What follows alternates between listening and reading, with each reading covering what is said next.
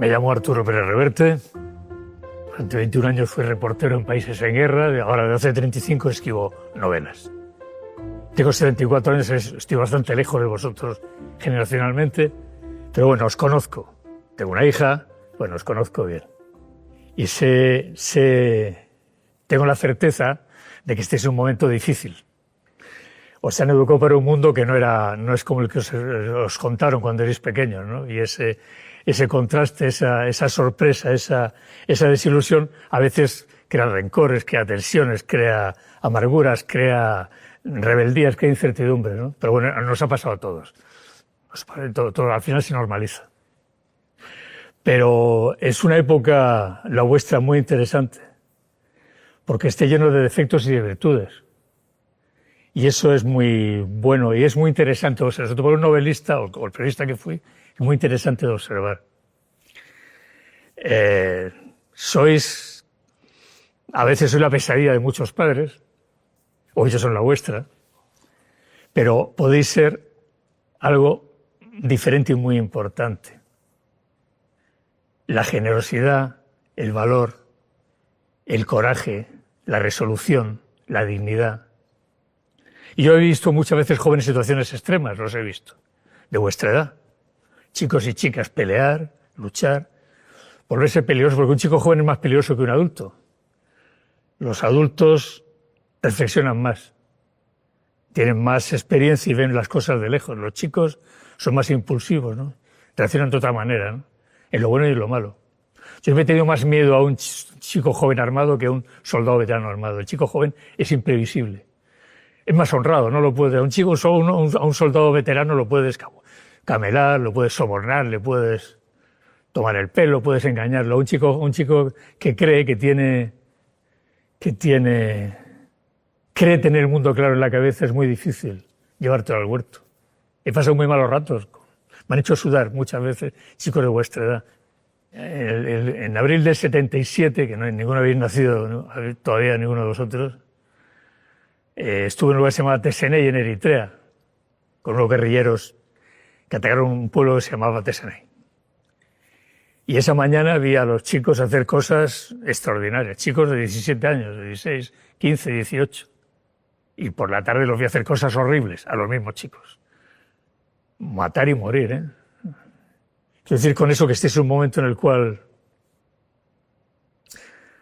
quien os observa, quien tiene las lecturas o la vida o la tranquilidad para observaros con detenimiento y aprender de vosotros, descubre cosas muy interesantes sobre sí mismo y sobre el mundo, ¿no? Eso es un material de estudio muy notable. Y he aprendido mucho de los chicos, como digo. Y le he tenido mucho miedo a los chicos también. Sois peligrosos y maravillosos, sois generosos y terribles, sois egoístas y sois heroicos, ¿no? Depende del momento. Y eso os hace un material, como he dicho, muy curioso. Justamente mi novela ahora, hablo así porque mi novela, la que estoy escribiendo ahora, que se publicará dentro de un año, si la termino bien, es un chico de 16 años protagonista, precisamente, chico de vuestra edad, de vuestra generación. Chico de ahora, que descubre a través de un hombre mayor, del mar y de un barco y de un montón de cosas, descubre cosas que no... Convierte su desprecio hacia los adultos, su suficiencia intelectual frente a un mundo de adultos que desprecia y que no le gusta porque piensa que es un fraude, empieza a ver que los adultos también tienen cosas interesantes y que en momentos de crisis descubre, ¿no?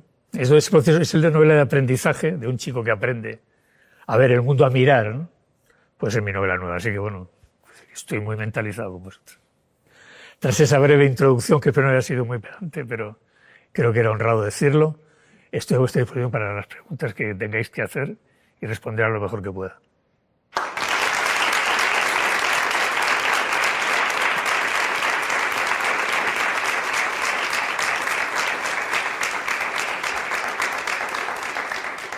Hola Arturo, soy Juan. ¿Cómo describiría usted a La Triste para una persona como yo que nunca ha salido de una de sus aventuras? La Triste es un hombre muy interesante para un chico como tú. De hecho, en la novela hay un personaje que es joven como tú, se llama Íñigo Balboa, que es amigo de La Triste y aprende la vida con él. Alatiste es un personaje que ha tenido fe, ha creído en cosas, ha creído en palabras que le han enseñado de jovencito, ¿no? Como honor, religión, patria, bandera. Y después ha visto que mucho canalla y mucho sinvergüenza se camuflan bajo esas palabras y que son la excusa para mucho bellaco. Entonces, Alatriste ha tenido que reconstruir una ética personal después de haber... Ha perdido un montón de ilusiones y de fes y de palabras con mayúscula, ¿no? Entonces, para un joven ver a Alatriste significa ver cómo alguien puede sobrevivir. O sea, cuando uno pierde las palabras, las grandes palabras, se queda como huérfano, ¿no? Necesita ideas a las que agarrarse. ¿Pero en qué creo? No creo en la bandera, porque aquel canalla se envuelve en ella. No creo en Dios, porque aquel sacerdote que decía tal es un hipócrita. No creo en el político, no creo en... ¿Qué hago, no? Entonces, Alatriste ha hecho una ética personal con palabras que no engañan nunca, que son dignidad, valor, lealtad. Entonces, Alatriste es un buen ejemplo, es una buena escuela, una buena forma de aprender que en la vida, incluso cuando la vida te despoja de ilusiones, siempre quedan cosas por las que luchar y por las que pelear. Hola, don Arturo, soy Ana. Escribió la primera novela de Alatriste hace casi 30 años. ¿Cómo diría que ha cambiado el personaje desde la primera novela hasta esta última, Una misión en París? Se ha hecho más viejo, como yo. Y yo, mi vida, un escritor es una mirada, una forma de mirar el mundo. Uno escribe lo que ve, ¿no? Y su mirada es la que hace que sea original o no sea original. Entonces, claro, cuando llegas a mi edad y tienes menos futuro que pasado, miras hacia atrás y ves los remordimientos, las cosas que hiciste mal te vienen, te acompañan, ¿no? Alatriste es más oscuro, más amargo, porque recuerda lo que hizo mal. Era un mundo muy duro, era un soldado, en el siglo XVII, un mundo duro, cruel, la gente se mataba con facilidad, no había como ahora principios morales y éticos como los actuales, eran muy diferentes. Él llegó a cortarle la cara a una mujer que lo engañó, le cortó la cara siendo joven a una mujer, le rajó la cara y la mujer terminó de prostituta por culpa de eso, ¿no? Ahora él mira hacia atrás, él no es un héroe en absoluto. Tiene un montón de rincones oscuros, los ha tenido siempre, ¿no? Pero ahora tiene más. Ahora mira hacia atrás y al recordar esos remordimientos lo vuelven sombrío, oscuro, ¿no? Es más... Triste no es la palabra, es más amargo. Yo tengo esos remordimientos. Cuando era reportero hice cosas de las que no estoy orgulloso. Y cosas que o no hice cosas que debía haber hecho. Otras las hice bien, pero otras las hice mal. Pero miro hacia atrás y veo esas cosas y digo, bueno... Aquel niño, aquella mujer, aquella tal, aquel soldado, aquella vez que no hice o dejé de hacer. Aquella vez que iba con el coche y no paré porque tenía que transmitir el telediario a las 3 y no paré. Y ese niño que me hizo así para que parara y no paré. Entonces ahora todo eso ahora te viene y eso te acompaña de una manera amarga. Entonces Alatriste ha heredado de su autor esos remordimientos, esa oscuridad, esa mirada sombría hacia un pasado del que no siempre está orgulloso. En ese sentido, mi edad me beneficia, porque he hecho un Alatriste más real, más humano, que envejece de una manera más creíble que el héroe de corazón puro, que todo lo ha hecho maravillosamente bien.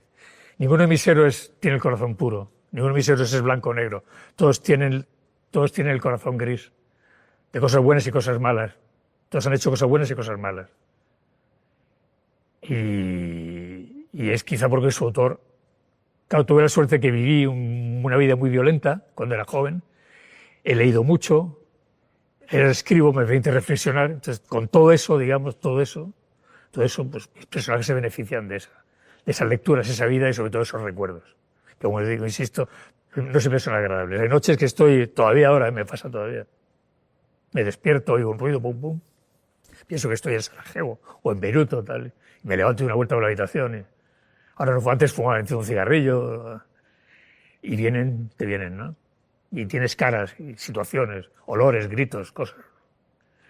Y eso, bueno, eso atormenta, pero también es verdad que permite ver la vida de una manera más... Por eso cuando ves la tele o ves tal, o oyes a la gente que habla y tal, a veces, bueno, no, deberíais saber esto allí, no me contéis.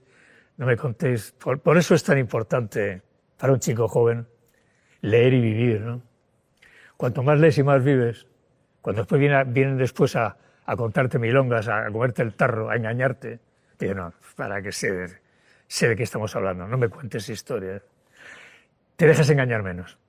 Pues la cultura no es un elemento estético para presumir, no, es una herramienta defensiva.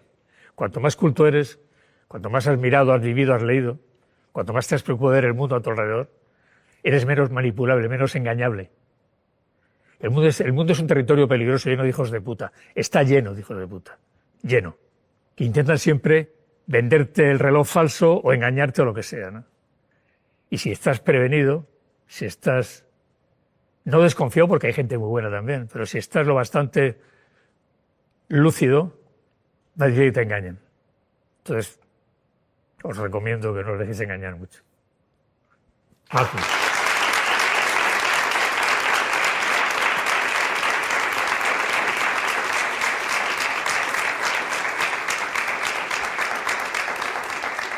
Con vosotros tengo un problema siempre con los chicos.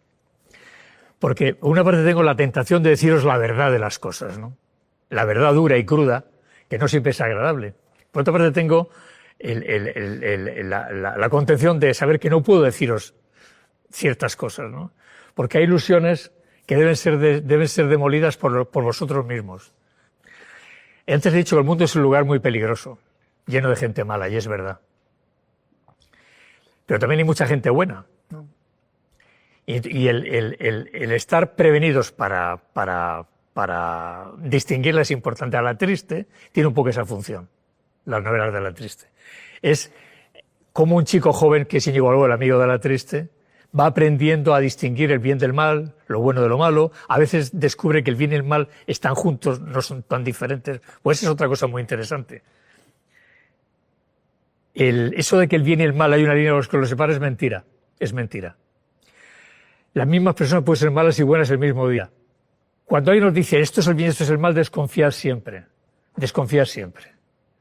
Porque la vida no está tan clara. Todo es una gama de grises. Yo dudo, tengo contradicciones, estoy inseguro y tengo 74 años y una vida larga y una biografía concreta y libros, y aún así dudo.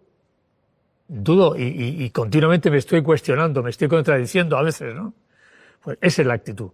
Por eso desconfiar siempre de aquel que lo tiene todo muy claro, aquel que dice, no, esto es así, desconfiad siempre. A lo mejor es verdad, pero por si acaso ponerle un filtro de prudencia.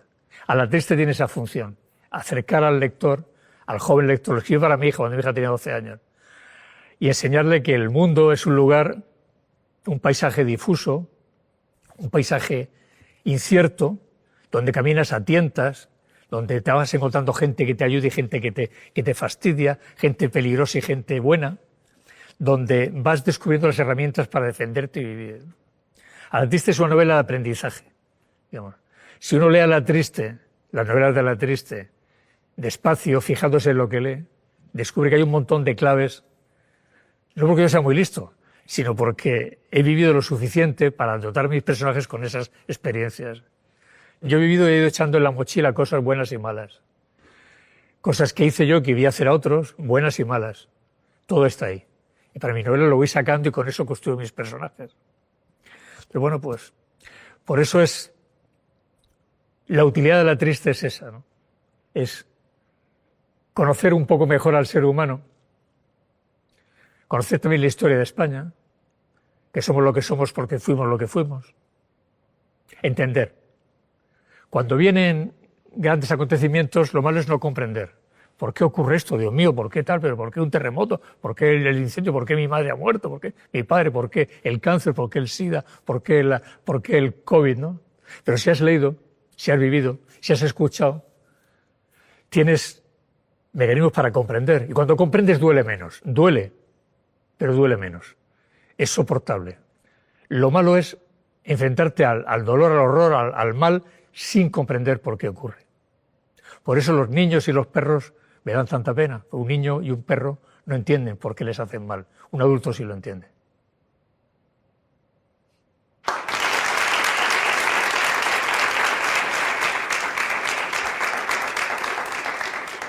Hola, don Arturo. Soy Adolfo, profesor. Uno de los grandes temas en las novelas de Alatriste ha sido siempre el honor. Le quería preguntar qué es el honor para Alatriste y, más importante, qué es el honor para Pérez Reverte.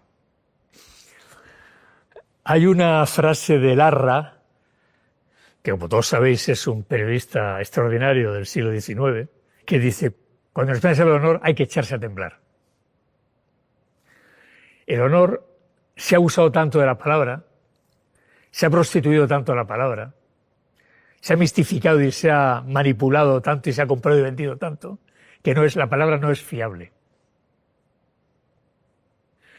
El honor, yo hace mucho tiempo lo sustituí por la palabra dignidad, que me parece mucho más respetable. El honor ya no es fiable. Cuando alguien diga honor, desconfiad. La dignidad es diferente. Dignidad, el honor, el honor, digamos, sin manipular, el honor de verdad sería la actitud de un hombre y una mujer ante la vida, ante sus semejantes, actitud digna, serena, honorable. Pero yo digo, se abusó tanto que me he ido a la palabra dignidad. Una vez en Beirut, en el año 76, yo estaba con un grupo de guerrilleros cristianos, Kataeb, y iban a matar, sacaron de la cama en pijama a uno de un bando enemigo, a uno que era musulmán. Iba en pijama, un hombre de buena, pues un bien, era un tipo, tenía negocios, era musulmán. Sacaron de la casa, en pijama, despeinado, era de madrugada, delante de mí, no foto, lo dejaron delante de mí para fusilarle, lo mataron. Pero al pasar por delante de mí, el hombre lo empujaron y el hombre hizo así y se irguió y me miró como diciendo: ¿ve usted a estos bárbaros? ¿no? Y fue y lo mataron. Oí los tiros, no me dejaron hacer fotos. Eso es la dignidad, ¿no? Mantenerte en situaciones extremas, en situaciones que la vida te exige cierta manera de estar, con una elegancia moral determinada. Eso es lo que yo entiendo por honor ahora. El honor es silencioso, la dignidad es silenciosa. El valor, la dignidad, las virtudes, las pocas virtudes que me han quedado y que admiro todavía, son silenciosas, no se alardean, no se la patria, el honor, Dios. Esa persona que está callada, joven o mayor, que no alardea de nada y que cuando tiene que ponerse en pie porque lo van a fusilar, o tiene que pelear, o tiene que sacar adelante una familia, o tiene que lo que sea, o hacer frente a su jefe en el trabajo, es capaz de mantenerse erguido, digno y no servil, y mantener esa dignidad hasta el final. Y la lealtad. Al final, con los años, te das cuenta de lo que más valoras es la lealtad. Amigos, amigas, gente que es capaz de... Mi padre decía a los amigos: nunca hay que ponerlos a prueba, decía mi padre, porque te quedas sin amigos, ¿no? Y no le faltaba razón. Pero siempre algunos sí son amigos, algunos superan la prueba, ¿no? La lealtad. A vuestra edad la lealtad es muy importante. A vuestra edad el código de grupo es fundamental. Los chicos y las chicas. Los lazos de grupo son muy importantes, porque al fin y al cabo necesitáis sentiros parte de un grupo, pues si no el mundo se os echa encima, ¿no?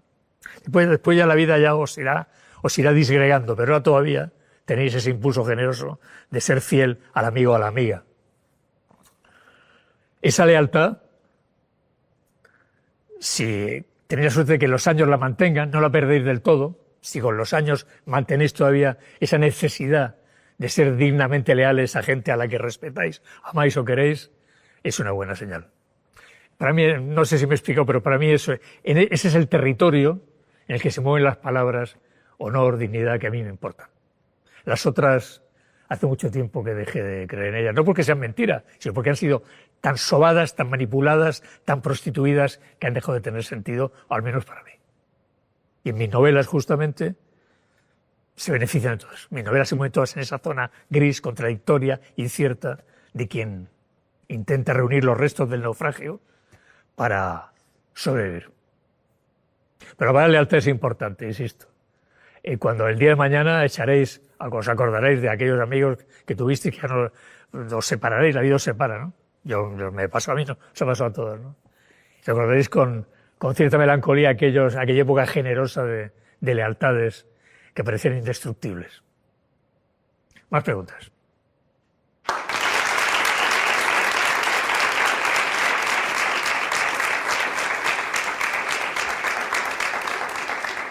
Buenas, Arturo. Mi nombre es Adrián Ballesteros. Yo lo que quería saber es qué tipo de libros de aventura pueden inspirarnos más a nosotros los jóvenes y qué crees que podemos sacar de este tipo de literatura. Muchas gracias. Muchos libros de aventuras de jóvenes han quedado viejos ya. No sirven, ya no funcionan. Hay muchos de ellos que ya no han perdido su momento, su público. Fueron hechas por gente que ha quedado caduca ya. Otros todavía aguantan bien. Hay un libro que siempre recomiendo. Se llama La isla del coral. Son 3 chicos de vuestra edad que naufragan y durante un tiempo viven en esa isla los 3, ¿no? Y otro se llama El señor de las moscas.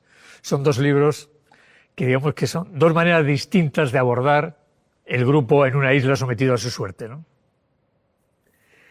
Hay libros como El guardián en el centeno, a otros chicos les gusta mucho. A mí me gusta, pero tampoco me vuelve loco, ¿no? Pero bueno, es un libro que en Estados Unidos es un libro muy conocido y es un libro que hizo muy famoso a su autor. Yo tuviera que recomendar los libros que yo regalo, digamos, a los chicos hijos de mis amigos. Son, aparte de los Mortadelos, que son fundamentales. Mortadelo es fundamental. Y si no habéis leído Mortadelo, lo habéis perdido, porque vuestra eso es Asterix, Tintín, este tipo de cosas, ¿no? Es que, ¿sabes qué pasa? No me atrevo a recomendar. El mundo cambia. Mi generación los libros de aventuras eran fundamentales. Yo me crié con ellos, crecí con ellos, marcaron mi vida, ellos y el cine. Ahora es distinto, vivís en un mundo diferente. Ahora, yo creo que ahora es el videojuego lo que tiene más interés para vosotros. Si yo ahora fuera joven, me dedicaría si fuera escritor joven, me dedicaría a escribir guiones para videojuegos. Mira, la aventura siempre ha estado ahí. Cuando iban a cazar mamuts, iban ahí Manolo, Paco y Pepe, ¿no? Y volvían, ¿no? Y a Pepe lo mató el mamut. Aquí estoy yo, vengo con la chuleta, tal, y sentado en el fuego, a ver cómo voy. Pues nada, ya salimos con la lanza y Pepe le clavó la lanza, y la gente está ahí alrededor allí escuchando la historia. Son los primeros narradores eran esos, ¿no? Los que habían ido a matar el mamut. Y a la gente le gustaba, necesitaba saber, porque así aprendían a matar mamuts cuando fueran ellos adultos. Necesitamos que nos cuenten cómo matar mamuts, que nos cuenten cómo se hace, cómo sobreviviste, cómo te la ligaste, cómo te lo ligaste, cómo lo hiciste. Porque así aprendemos. Y a vuestra edad hay avidez. Uno quiere tener esos mecanismos de conocimiento. Pero es verdad que el libro ya no funciona como antes. Los soportes han cambiado, os aburrís, necesitáis un tipo de relato más concreto, más adaptado al mundo en el que vivís. Creo que el videojuego es una buena forma de plantearse la narración como será en el futuro. Hay videojuegos muy buenos. No sé, Kratos, no sé, la princesa Peach, no sé, los que seáis de videojuego, tenéis un montón de referencias, ¿no? Es una forma, además, tú estás dentro del videojuego. Puedes matar, vivir, conseguir cosas, construir mundos, ciudades. Es un mundo fascinante que algunos chicos de vuestra generación se vuelven locos por los videojuegos, ¿no? Con razón. Creo que el mejor relato, el relato para vosotros, y te lo dice un escritor, ¿eh? Es el soporte del futuro es ese.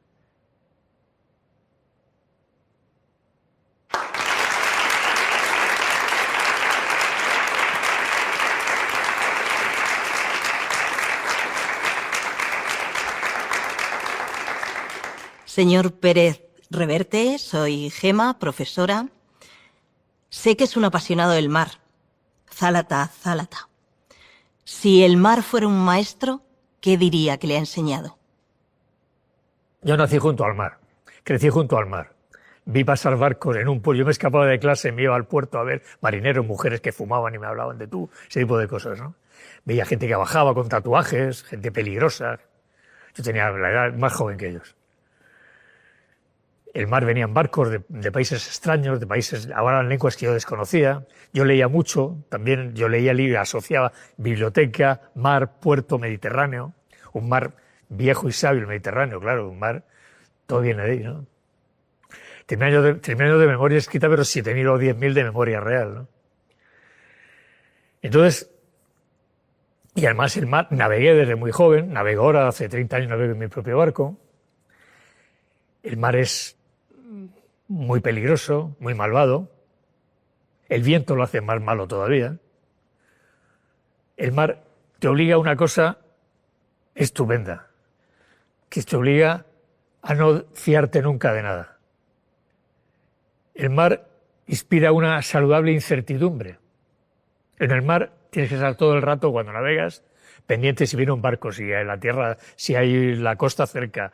Estás siempre en peligro. Y eso te obliga a estar todo el rato. Es como un enemigo que está contigo. Y eso te obliga a estar lúcido, mirando todo el tiempo. Te obliga a estar despierto. Te obliga a estar preparado. El problema del mundo en el que vivimos ahora, a diferencia del de nuestros abuelos y bisabuelos y tatarabuelos, ellos entonces tenían más conciencia de que el mundo es un lugar peligroso. Sabían que había enfermedades, no había penicilina, que había guerras, había un montón de cosas, que la gente se moría joven y tal. Sabían que el mundo era un lugar inseguro y peligroso, hostil.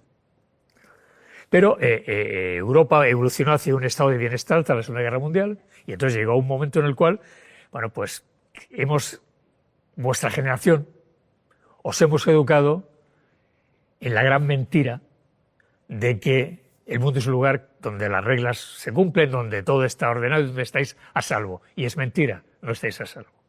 No hablo de paranoias, hablo de la saludable incertidumbre. De que saber que un error conduciendo, una copa de más, un semáforo en rojo, un virus, tal, puede acabar con tu vida o con la de gente a la que quieres. Somos vulnerables en un mundo peligroso. Y conviene saberlo. Conviene recordarlo. Cuando yo era pequeño, moría el abuelo, la abuela, y venga, vamos a ver al abuelito de la salita, y el abuelito estaba tieso allí en la... Tú le das un beso, y el abuelito estaba frío, lo besabas al abuelito, el abuelito se ha muerto, tal. Pero tú sabías que la muerte existía, ¿no? Ahora no, ahora os han apartado, no digo a todos, pero a buena parte de vosotros, de la realidad. No se traumatice el niño, no, tal. Y entonces cuando viene, y la vida siempre, cuando viene el golpe de la vida, viene el zarpazo, a veces estáis indefensos. No sé, diablos, para esto no me habían preparado. Ahí es donde la generosidad, el valor, el coraje suple la falta de información que tenéis. Por eso es bueno leer, mirar, escuchar a los abuelos. Ese abuelo que tal, que se le queda la moquita, que está viejo ya, que tal, otro que se hace pis encima, o la abuela tal. No os equivoquéis. Ese abuelo fue guapo. Se ligó señoras guapísimas. Esa abuela fue una mujer inteligente, hizo un montón de cosas. Y vivieron guerras, lucharon, tuvieron vidas muy duras, hicieron cosas y sacaron adelante una familia. Tienen muchas cosas que contar. No esperéis a que se mueran. El abuelo es bueno. No. Antes de que se mueran, preguntad. Oye, abuelo, oye, mamá, oye, papá, ¿cómo fue esto? ¿Cómo fue lo otro? ¿Cómo fue tal? Que os cuenten lo que el maravilloso equipaje que una vida lleva consigo. Y estaréis más protegidos.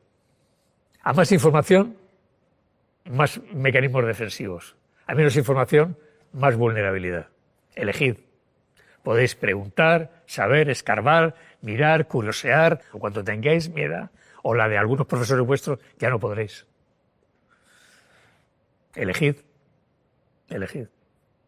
Más preguntas.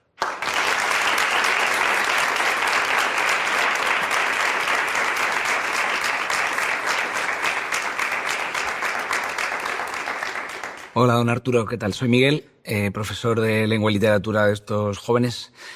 Cualquiera que le siga, que haya leído sus novelas, pero también que le siga en redes sociales, sabe que es usted un gran amante de los animales, en particular de los perros. Yo quería hacerle una pregunta, ¿no? ¿Qué podemos aprender de ellos? ¿Cómo fue ponerle voz a un perro en una de sus novelas? ¿Qué pueden sacar estos chicos de esa relación tan especial que se tiene con los animales y que los que tenemos perros sabemos? Esa novela, aunque es mía, la recomiendo, ¿eh? Los perros duros no bailan. Es una novela una novela policíaca en el mundo de los perros, contada por un perro. Y bueno, estoy contento con esa historia. Gracias por mencionarla. Sí. Antes habló de lealtad. Y al final, a medida que la vida me ha ido despojando de grandes palabras, esa me la ha dejado intacta. Sigo creyendo en la lealtad. Y el perro es la lealtad. Pero es una lealtad en busca de una causa. Yo he tenido perros buena parte de mi vida. Mi hija, que es muy animalista y muy tal, me ha mentalizado también con ello mucho. Mi hija tenía 40 años, bueno, pero la vi crecer. Y el perro me parece, es un símbolo para mí, ¿no? A mí ya no se me mojan los ojos con facilidad, evidentemente. En una vida he visto cosas muy atroces y a uno se le seca el lacrimal, ¿no? Pero todavía, cuando el perro me mira, ahora tengo 2, y ya están viejos, ya pronto me tocará, como a otros me tocará sacrificarlos. Tienen ya 15 años, son 2 tekel, una recogida, otro comprado, cuando se hacen esas cosas. Cuando me miran, a veces me emociono, se me remueve, me pongo blandito, como los caramelos Subus. No sé si existen los Subus todavía, pero bueno, blandito con ese tipo de caramelos. Y uno de mis remordimientos, antes hablo de remordimientos que uno tiene en la mochila, remordimientos, y todavía sueño con él, ¿eh? Y han pasado de esto 50 años o 40. Yo estaba en un sitio que se llama Borso Baraj, en Beirut, en el año 70 y 80 más o menos. Ha habido un bombardeo, estaba todo arrasado, tal, muchos muertos, tal. Y ya no había, yo estaba haciendo fotos, iba caminando entre las ruinas, no había nadie, estaba yo, plin, foto, pam. Y luego había un perro que tenía una pata, la metralla, tenía una pata, estaba cojo, ¿no? La pata delante, iba a 3 patas, y me vio, y yo era el único ser vivo que veía en unos días. El perro se me vino a mí. Lo acaricié, cometí el error de acariciarlo. Y cuando vi el perro me siguió.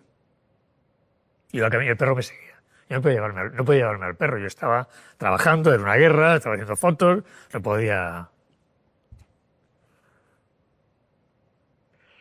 Y decía, vete, y el perro no se iba. Me seguía. Y le tiré una piedra para que se fuera. Y el perro se quedó mirándome, recibiendo la pedrada, y se quedó quieto. Y yo me fui. Y mientras caminaba, el perro estaba mirándome, ¿no? Todavía ahora me acuerdo cómo miraba el perro. Y me han mirado niños y adultos y mujeres, ¿no? Pero el perro lo tengo en la cabeza. Pero son especiales. Son especiales. Más preguntas.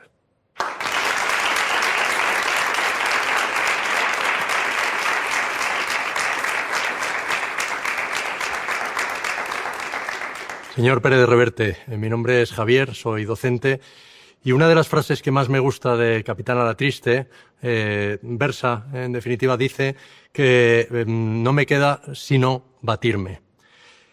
Teniendo en cuenta el público que tenemos, que es sobre todo joven, ¿cuáles son las cosas que cree usted que merece la pena batirse hoy, sobre todo por el futuro de ellos y de todos? Por aquello en lo que uno cree. Da igual que esté equivocado, al final todos estamos equivocados. Uno debe batirse por lo que no debe hacer es callarse. A esta edad, quiero decir. Es la edad de la insolencia. El joven que no es insolente lleva mal camino. Tiene la obligación de ser insolente, de cuestionarlo todo, de rebelarse frente a las cosas que no entiende, de exigir que se las expliquen, de pedir cuentas, porque después se hará mayor y ya se resignará a ser como todo el mundo. Después creceréis y os seréis, así os lo aseguro, acomodaticios, tal, por dinero, por trabajo, por lo que sea, por egoísmo, por miedo, ya. Pero ahora todavía no tenéis nada que perder. Podéis equivocaros y empezar de nuevo. Es la época buena, ¿no? A esta edad, yo ya no puedo equivocarme, pues los profesores casi tampoco. Vosotros sí. Tenéis un montón de momentos para empezar, ¿no? Todo aquello en lo que creéis os defraudará. Todo. Pero no tiene nada que ver. Lo que peor será no haber peleado por ello. Lo peor en la vida es decir, yo debí y no lo hice, yo debí, me callé y debí. Eso es lo peor. El peor remordimiento es ese. No pelear, la palabra pelear es fundamental. Tiene mala prensa, no sé, pelear, no sé si pelear. Pelear intelectual o físicamente, también si hace falta pelear, ¿no? A vuestra edad hay que pelear. Tendréis muchas ocasiones para transigir, para resignaros, para aceptar con resignación, con fatalismo las reglas del mundo y la vida. Pero ahora tenéis sueños, tenéis fe, creéis en cosas, pues defendedlas. El joven que a los 16, 17, 18 años no pelea será un adulto bastante aburrido. Hombre o mujer. Hombre o mujer. Insisto, equivocados. ¿Qué más da? ¿Qué más da? ¿Qué más da? Sed insolentes. Educados. La educación es fundamental. Un buenos días, un por favor, un gracias, no estoy de acuerdo, permítame decir que no, es fundamental. Ayuda muchísimo a la convivencia, a todo, ¿no? Y además os da credibilidad, solvencia, ¿no? Ser insolentemente educados o educadamente insolentes. Desafiarlos. ¿A tutorías? Pues a tutorías. Y aplaudir al que va a tutorías, por una buena causa, quiero decir, ¿no? El que ha tenido el valor, porque a veces en clase hay uno que dice tal y sabéis que tiene razón, pero otros os calláis, ¿por qué? Pues mal, tal. Aplaudir el valor. Aunque estén equivocados, el valiente, el valiente. El que tiene el coraje de levantar la cabeza y arriesgarse, merece respeto. Insisto, aunque equivocado, ¿no? Después se habla, se discute, se tal. Pero sed insolentes. Sois el único. Es la única. Va a ser vuestra única compensación, los insolentes que fuisteis de jóvenes. Y sobre todo nunca hagáis mal innecesariamente. Ayudad a los débiles, que no se sientan solos. Si los ponéis a su lado frente a la misma clase, a lo mejor, ¿no? Con el tiempo os alegraréis de haberlo hecho.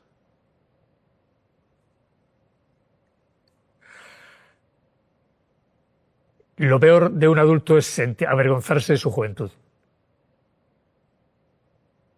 Intentad estar orgullosos de vuestra juventud y os sentiréis mejor con vosotros mismos. Venga, más preguntas. Más.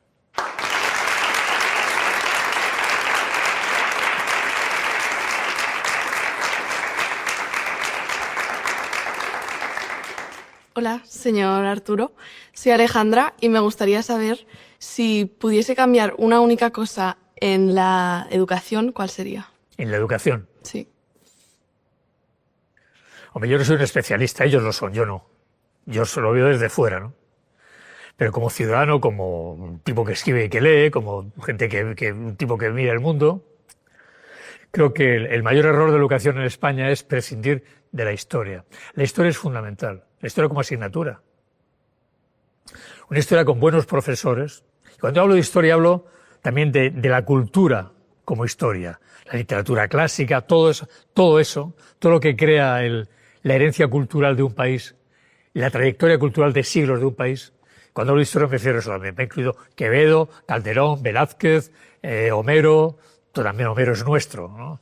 Virgilio, Cervantes, todo, ¿no? Y también nuestros personajes, Ana Agustina de Aragón, Isabel la Católica, lo que queráis, ¿no? Torrijos, Riego, Franco, ¿no? Fernando VII, que fue el rey más infame, también se aprende de los malos y a veces más que de los buenos. Entonces creo que el mayor error en la educación ha sido la historia ha quedado, digamos, arrinconada, ¿no? Arrinconada, descafeinada, desnatada. En mi opinión, puede estar equivocado. Y eso hace que los jóvenes lleguéis a afrontar problemas que creéis que son nuevos, cuando en realidad son problemas olvidados, ya habían ocurrido antes. Y ya había soluciones o no, pero el conocerlos permite afrontarlos en el presente con más entereza.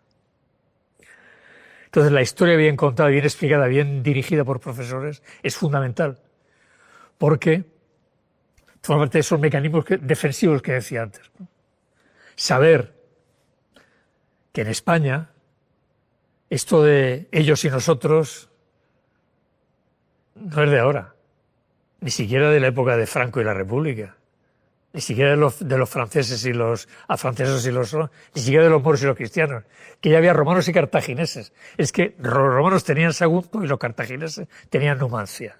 O sea, ya entonces, leerte los textos que hablan de la vieja España, de la España antigua, conocer cómo llegamos hasta aquí.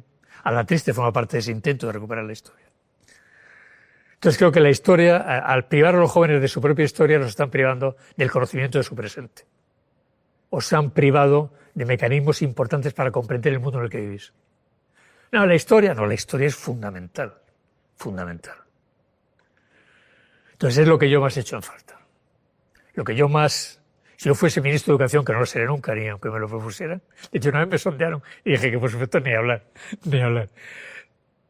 La historia sería la asignatura capital, la asignatura principal, a mimar más. Insisto, la historia con su compleja variedad cultural, literaria, artística, el cómo fuimos para entender lo que somos. Creo que el gran pecado educativo ha sido que la historia ha quedado marginada.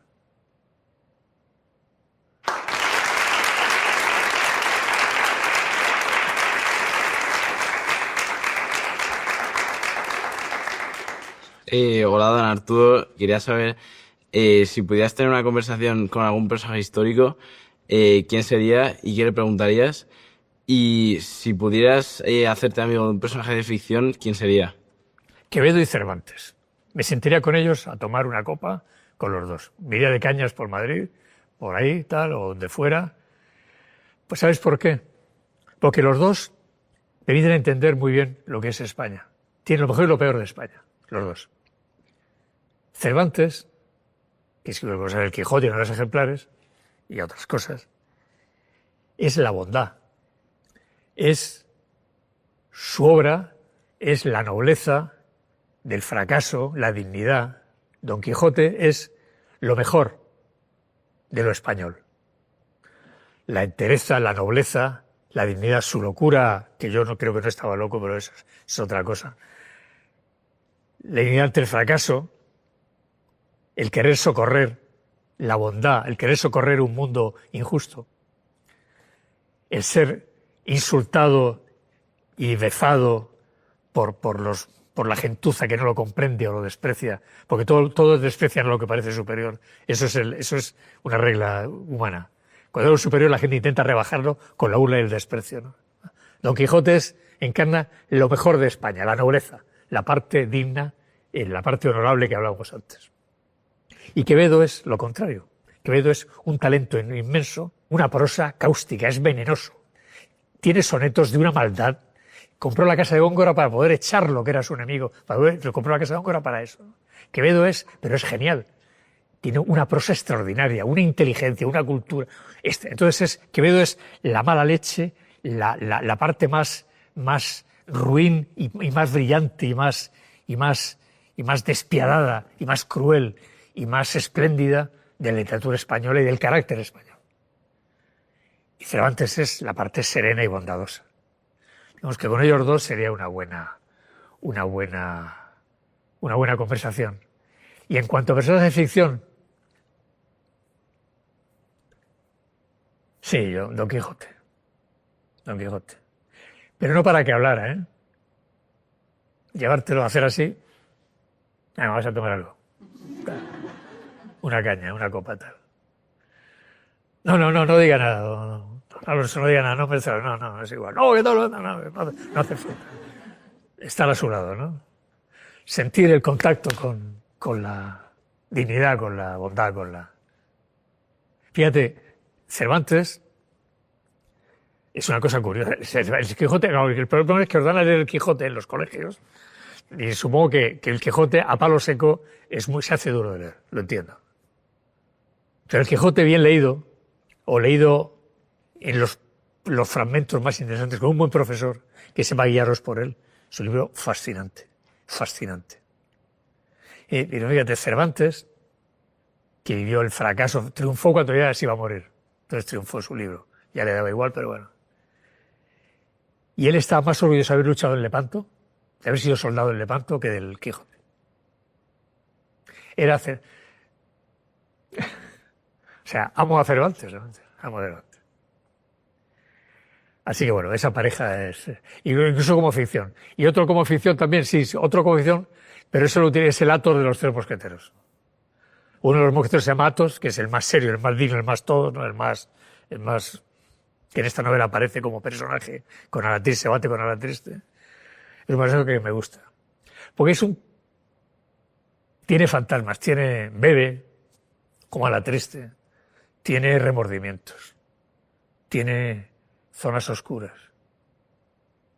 Y las zonas oscuras, de hecho, se aprende mucho de ellas. Me cuento una cosa antes de terminar, para que veáis hasta qué punto las normas morales convencionales no siempre son útiles. En Angola,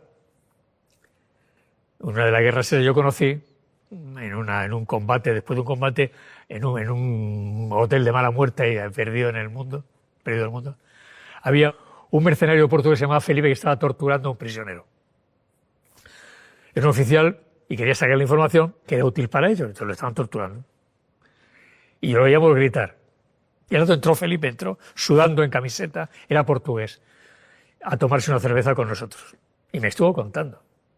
Y en esa media hora con Felipe, al que le pagué 3 cervezas, aprendí un montón de cosas. Me dijo que los inteligentes hablan antes que los tontos. Porque inteligente solo se come el tarro si lo dejas una noche pensando. Aprendí un montón de cosas en esa media hora. Yo me he reunido con muchísima gente en mi vida, con muchísima, porque era mi trabajo. Y aprendí de ellos. Entonces, recordad eso, ¿no? Se aprende de todos. Nunca rechacéis escuchar a un malvado. Se aprende mucho. Y he aprendido muchísimo de los malos. Mucho.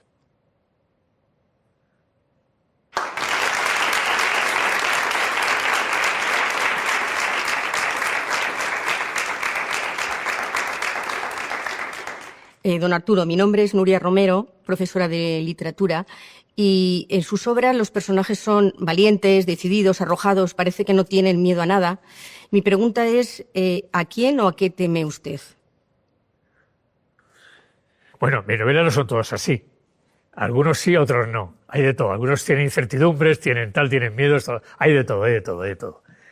Lo que sí son mujeres muy seguras de sí, eso sí es cierto. Las mujeres en mis novelas son mujeres todas muy conscientes de que son soldados en territorio enemigo. Todas mis mujeres son heroínas que luchan en un mundo de hombres, con reglas de hombres, bajo un cielo sin dioses, sabiendo que no tienen retaguardia. Y eso las hace más duras, más crueles. Eso sí, las mujeres sí suelen ser así en mis novelas. Los hombres no todos. En cuanto al miedo personal, a la edad que tengo, ya los miedos se limitan mucho. Supongo que el miedo que tengo es a... Yo creo que un ser humano debe morir como ha vivido. Sería lo justo. El miserable como miserable y el que ha sido decente como decente, ¿no? Yo he tenido una vida muy movida, me han pasado muchas cosas y navego y bueno, tengo mi manera de ver la vida y el mundo. Mi miedo es a perder los papeles al final. Yo he visto morir a mucha gente, mucha. Callados, hablando, gritando y silenciosos, con la tripa afuera, con la tripa adentro, de muchas maneras, ¿no? Y he pensado mucho sobre eso, ¿no? Y hay agonías largas que hacen perder la compostura. Y no me gustaría perder la compostura. Entonces, mi miedo es a perder la compostura en la fase final. La vida es muy perra y nunca sabe uno lo que le para a la vuelta de la esquina, ¿no? Pero mi miedo es ese.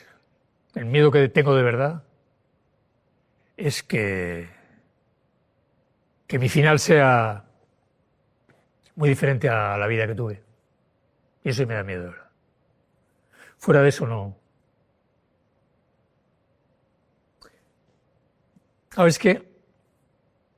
Toda la vida viví esperando al francotirador. Yo mi primer muerto lo vi tenía 21 años. 3 más, 4 más que vosotros. En Chipre en el 74. Y me senté a su lado a mirar y estuve un rato mirándolo, ¿no? Tenía polvo en los ojos, nadie te quita el polvo cuando te has muerto. Y pensé que, y desde ese momento ya sí me pensé que podía ser yo, ¿no? Entonces toda la vida, viví mi vida pensando que yo podía terminar así. Entonces eso lo asumes. Pero el miedo a perder la compostura, sí. Yo fui educado en la compostura. Fui educado más que en valores ideológicos o intelectuales, una manera de estar ante el mundo. Una manera de afrontar el dolor, la felicidad, el fracaso, el triunfo, con ecuanimidad, con maneras. Y toda la vida he intentado, esa fue la herencia de mi padre, de mis padres, ¿no? Equivocado o no, mantenerte coherente en una línea, una manera determinada de hacer las cosas. Y el miedo es eso, el miedo es al final, pues, terminar patéticamente hecho un pingajo sometido en manos de otros. Pero bueno, así es la vida, son las reglas, hay que asumirlas.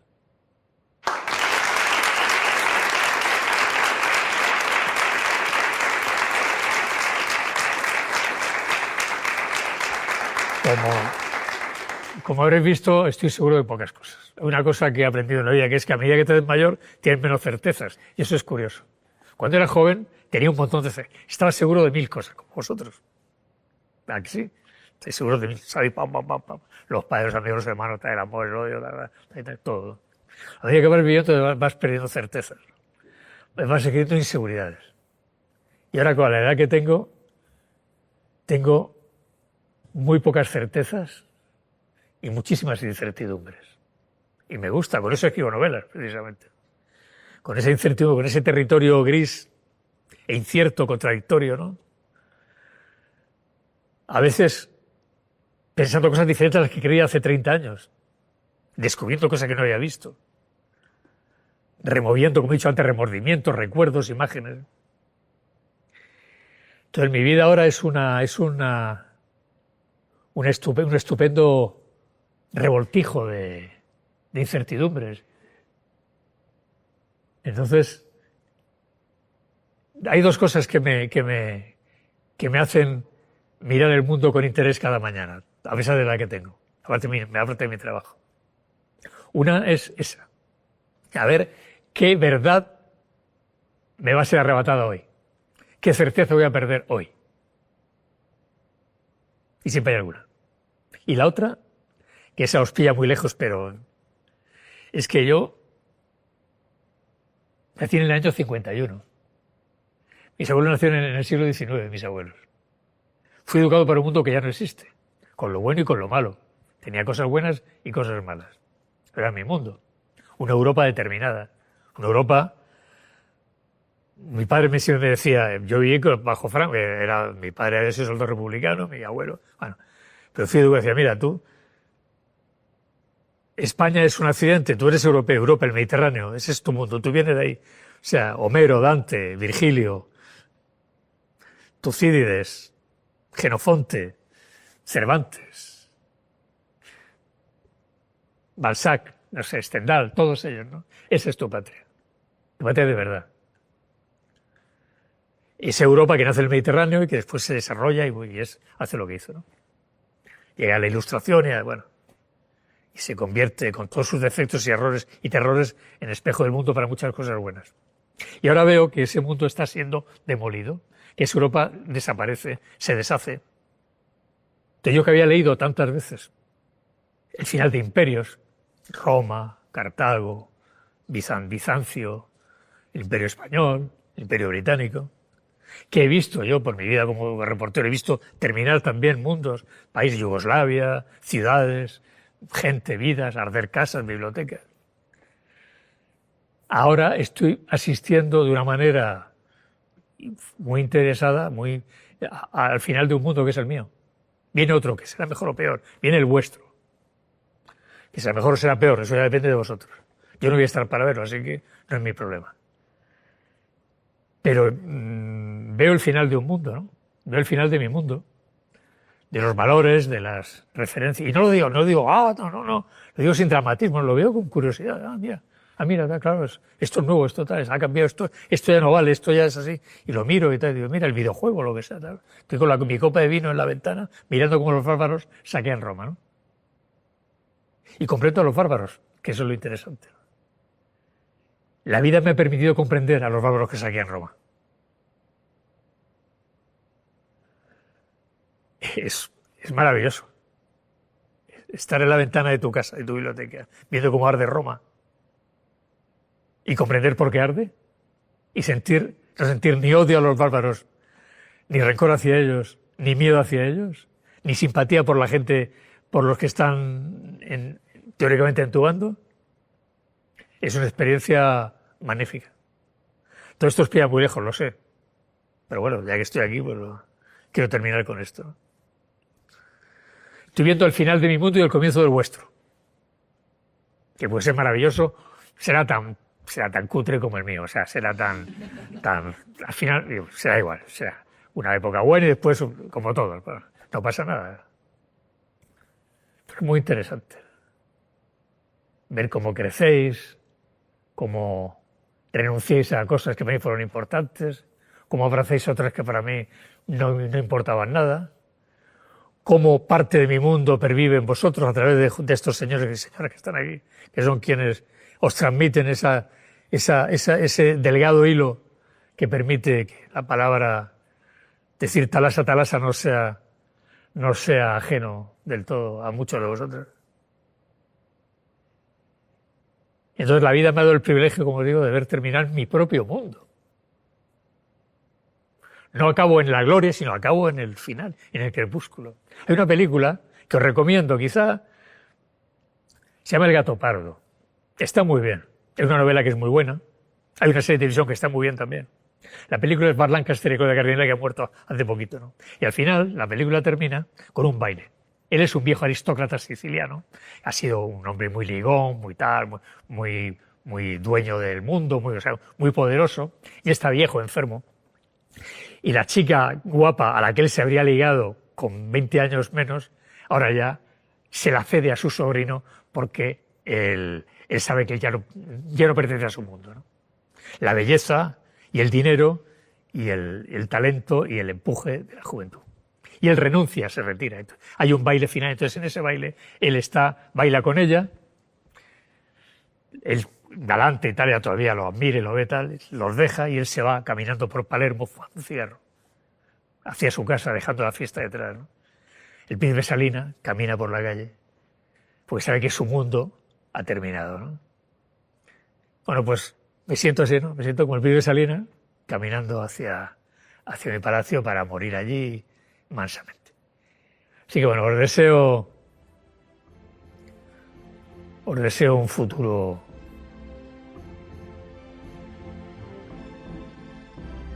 digno, adecuado.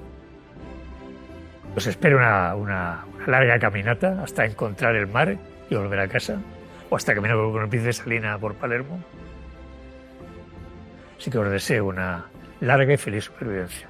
Muchas gracias.